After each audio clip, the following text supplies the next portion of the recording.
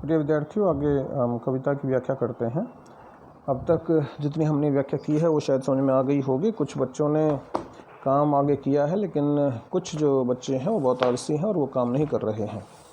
ऐसे विद्यार्थी जो हैं जल्दी से जल्दी अपने आप को चेक करिए और जो होमवर्क है वो साथ साथ करते रहिए, क्योंकि साथ साथ आप नहीं चलेंगे तो आप पिछड़ जाएंगे। बहुत से बच्चे पिछड़ चुके हैं, वो पीछे रह चुके हैं और वो ऑटोमेटिक जा रहे हैं उस श्रेणी में जिस श्रेणी में से फेल होना निश्चित है। पास होने की संभावना जो आपकी ख़त्म हो जाएगी यदि इसी प्रकार से आप काम नहीं करेंगे और एवं जो है रोज़ मटरगश्ती करके और टाइम पास करके अपना दिन समाप्त कर देंगे। क्या देख न सकती जंजीरों का गहना हथकड़ियाँ क्यों, यह ब्रिटिश राज का गहना। कवि फिर प्रश्न पूछता है कोयल से, क्या देख न सकती जंजीरों का गहना। मुझे ऐसा लग रहा है कि तुम मेरे हाथों में जो जंजीर पड़ी हुई हैं, जो हथकड़ियाँ पड़ी हुई हैं, उन हथकड़ियों को नहीं देख सकते। ध्यान रखिए, जंजीर का मतलब हथकड़ियाँ हैं और जहाँ ये प्रश्नवाचक चिन्ह मिलता है, यहाँ इसमें आप बार बार देख रहे हैं, जहाँ भी प्रश्नवाचक चिन्ह होगा वहाँ प्रश्न अलंकार हो जाएगा।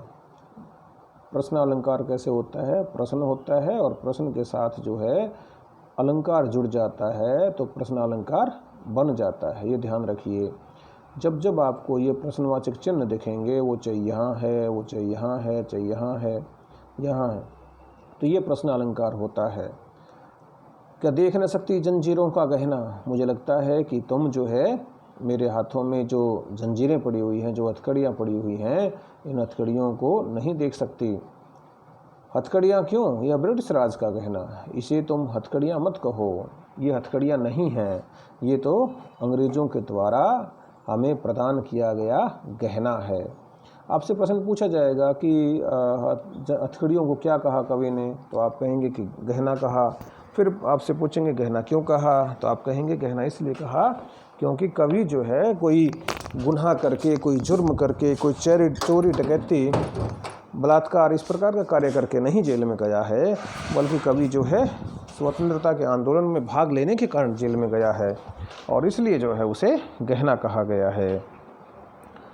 कोल्लू का चर्रक चूं जीवन की तान। कोल्लू का चर्रक चूं। अब कोल्लू का चर्रक चूं का मतलब क्या होता है? भाई कोल्लू चला करता था और कोल्लू में जो है क्या होता था, उसमें आवाज़ आती थी चर्रक चूं की।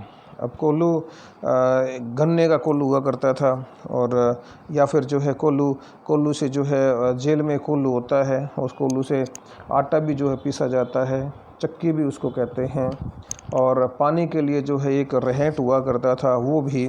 तो उसमें नॉर्मली पशु जोड़े जाते हैं, लेकिन जेल में जो है मनुष्यों से भी वो काम लिया जाता था। तो जो चर्रक चूं है इसका मतलब है कोल्लू से निकलने वाली आवाज़। जीवन की तान, तान माने संगीत, जीवन का संगीत बन गई है ये कोल्लू की चर्रक चूं। गिट्टी पर अंगुलियों ने लिखे गान। गिट्टी जो है ध्यान रखेंगे कि जो जिससे जो है उसको खींचा जाता है, जो उसको जोड़ा जाता है, तो वो जो है यहाँ आप ये ध्यान रखेंगे कि जो गिट्टी शब्द आया है, गिट्टी का या तो अर्थ लगाएं आप मिट्टी, और या फिर मेरे अनुसार जो है, मैं जैसा इसको मानता हूँ, तो ये शब्द जो है मिट्टी ही होना चाहिए। मिट्टी पर अंगुलियों ने लिखे गान, भाई वहाँ लिखने का साधन तो कुछ और है नहीं जेल में, तो मिट्टी पर ही गान। गान का मतलब गीत। गीत कौन से? देशभक्ति के गीत, कि जो लोग देश के आंदोलन में, देश को आज़ाद करवाने के आंदोलन में भाग लेने के कारण जेल में चले गए हैं, उन लोगों ने मिट्टी पर देशभक्ति के गीत लिखे हैं। तो ये ध्यान रखें। क्या देख न सकती जंजीरों का गहना। क्या मेरे हाथों में जो हथकड़ियाँ पड़ी हुई हैं अंग्रेजी राज के द्वारा दी हुई, उनको नहीं देख सकते? हथकड़ियाँ क्यों है ब्रिटिश राज का गहना। अरे हथकड़ियाँ नहीं हैं, ये तो अंग्रेज़ों के द्वारा प्रदान किया गया गहना है। कोल्लू का चर्रक चूं जीवन की तान। कोल्लू का चर्रक चूं जीवन की तान। जो हम जेल में रहते हुए कोल्लू चलाते हैं, वो उस कोल्लू की जो आवाज़ है, उस कोल्लू की जो साउंड है, वही हमारे जीवन की तान बन गई है। मिट्टी पर अंगुलियों ने लिखे गान, और जिन जिन लोगों ने देशभक्ति के आंदोलन में भाग लिया, उन सब ने जेल में रहते हुए मिट्टी पर ही देशभक्ति के गीत भी लिखे हैं। हूँ मोट खींचता लगा पीठ पर जुआ। मोट खींचता हूँ, लगा पेट पर जुआ। मोट खींचने का मतलब होता है जो एक प्रकार से चमड़े का डोल होता है जिसमें कुएं आदि से पानी निकाला जाता है। ये देखिए, ये इसे कहते हैं रहेट। रहेट हुआ करता था। आप अपने घर में अपने दादा से या अपने पापा से पूछना रहेट क्या होता है, तो आपको उसकी जानकारी मिलेगी। हूँ मोट खींचता लगा पेट पर जुआ, उसका जुआ होता था, उसमें जो है मनुष्य को जोड़ा जाता था और वो घूमता था। घूम करके कुएं में से जो है पानी निकलता था। ये बाल्टियाँ एक प्रकार की जो है वो भर करके निकलती थी, तो वो रहेट टाइप होता था। वो भी, उसमें भी जो है इसी प्रकार के लोगों को जोड़ा जाता था। हूँ मोट खींचता लगा पेट पर जुआ, कि मैं जो एक प्रकार का चरसा है, एक प्रकार का जो चमड़े का डोल है, वो मैं खींचता हूँ अपने पेट पर जुआ बांध करके। जुआ क्या होता है? बैल के कंधों पर रखी जाने वाली एक प्रकार की लकड़ी होती है, जिस लकड़ी को रख करके और फिर रस्सी जो है पीछे उसको बांध करके और उसको खींचा जाता है। खाली करता हूँ ब्रिटिश अकड़ का कुआं, और इस प्रकार से मैं जो ब्रिटिश अकड़ है, ब्रिटिश अकड़ का मतलब क्या होता है? जो अंग्रेज़ों की अकड़ है, अंग्रेज़ों की एक प्रकार से जो मरोड़ है, अंग्रेज़ों का जो दंभ है, अंग्रेज़ों का जो अहंकार है, अंग्रेज़ों का जो एक प्रकार से जो ईगो है, उसको मैं ख़त्म कर रहा हूँ, उसको मैं खाली कर रहा हूँ। दिन में करुणा क्यों जगे रुलाने वाली, इसलिए रात में गजब ढा रही वाली। कवि पुनः कोयल को संबोधित करते हुए कहता है कि दिन में रुलाने वाली करुणा क्यों जगे। करुणा माने दया, अर्थात दिन में हम करुणा के भाव को चेहरे पर व्यक्त नहीं करते, ताकि अंग्रेज शासक यह न समझ लें कि हम टूट चुके हैं। इसलिए तू भी रात को करुणा जगाने वाली ध्वनि के साथ गजब ढा रही है, कि दिन में जो है ना पता चले दुश्मनों को, अंग्रेज़ों को, कि हमारे मन में जो है एक प्रकार की जो है डर है, एक प्रकार का भय है, एक प्रकार हम रोते हैं, बिलखते हैं, आंखों में आंसू आते हैं।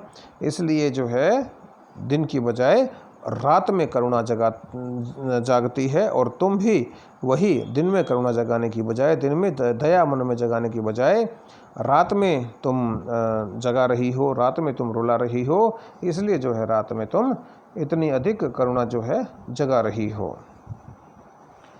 देखिए, खाली करता ब्रिटिश अकड़ का कुआं, इसमें रूपक अलंकार है, प्रश्न अलंकार बार बार आया है, बार बार प्रश्न अलंकार आया बेटा। गजब ढाना मुहावरा है, भाषा बिल्कुल ओजस्वी है, और खड़ी बोली का जो इसमें सुंदर प्रयोग किया गया है, ये ध्यान रखेंगे आप। इस शांत समय में अंधकार को भेद, इस शांत समय में अंधकार को भेद रो रही क्यों हो। कोकिल बोलो तो चुपचाप मधुर विद्रोह बीज, इस भांति बो रही क्यों हो। कोकिल बोलो तो, देखिए समय शांत है, और अंधकार को भेद, भेद का मतलब उसको भेदना, पार करना। रो रही क्यों हो, फिर प्रश्न अलंकार हो गया।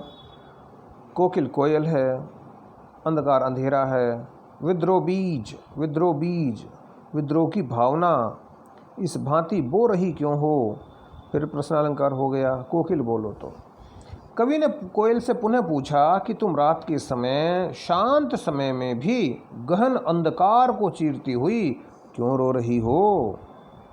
इस विषय में कुछ तो बोलो। इस प्रकार अपनी मधुर भाषा के द्वारा तुम क्रांति के बीज बो रही हो।